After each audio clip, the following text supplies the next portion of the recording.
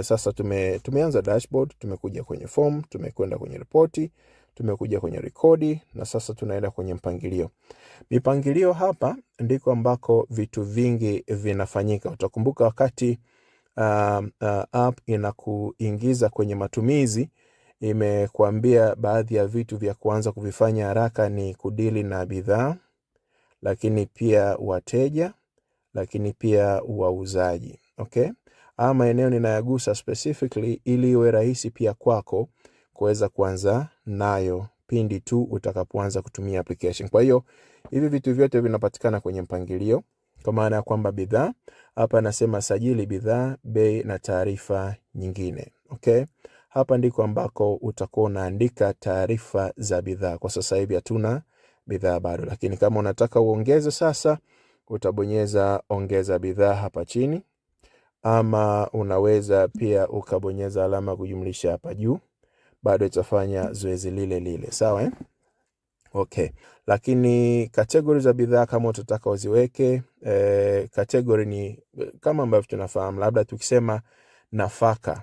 Kwenye nafaka ndio inaweza ikawa ni category kubwa kwa maana ya mama, lakini mtoto wake atakuwa ni nafaka maharage, nafaka mahindi, nafaka mtama, hivyo. Yani unaweza kusajili kwa hivyo. Kwa wale ambao wanapenda kuwa na kazi ambayo ni neat na clean, kazi nzuri ambayo unaifanya kwenye application. Lakini kwa upande wa wateja ni muhimu ukawasajili kwa sababu kubwa moja. Okay?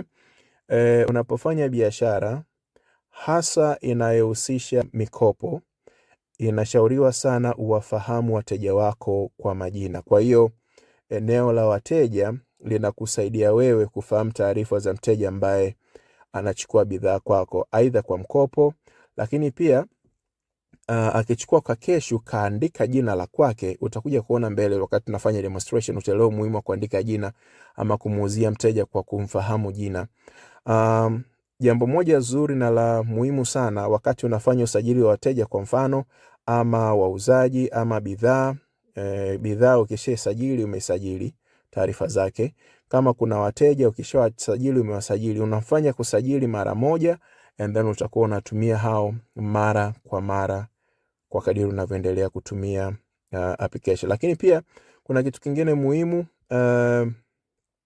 aina ya mauzo. Unaweza ukasema kama ni rejareja, unaweza ukaweka taarifa zako hapa, na unaweza kufanya hivyo kwa kubonyeza alama ya kujumlisha hapa juu. Itakwambia jina, ongeza aina ya mauzo ambayo unayafanya, kama ni rejareja, ni jumla, ni mkopo, ni nini, utaviingiza vyote hapo.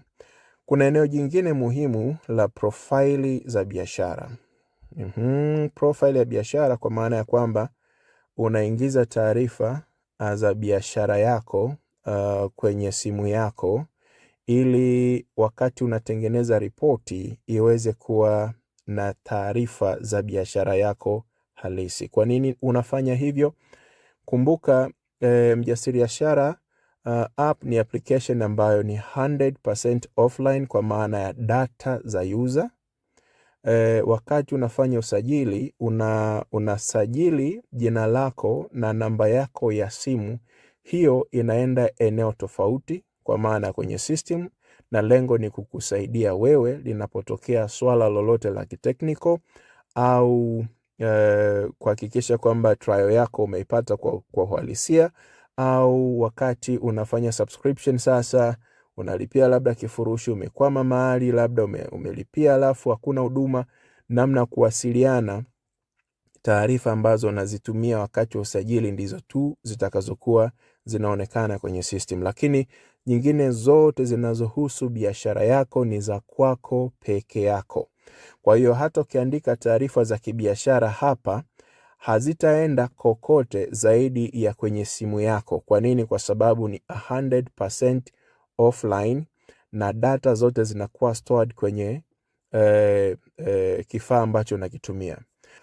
Notice hapa chini anakuambia kabisa, anasema unashauriwa kutengeneza ripoti zako mara nyingi wezavyo na kuzihifadhi mahali salama, kwenye mabano, chapisha nakala ngumu au shiriki kwenye WhatsApp namba nyingine ili kutunza kumbukumbu zako mara zote. Itakusaidia endapo utapoteza au kuibiwa simu yako. Kwa hiyo unaweza kaona kabisa kwamba hii ni 100% siri za biashara yako, unabaki nazo wewe mwenyewe.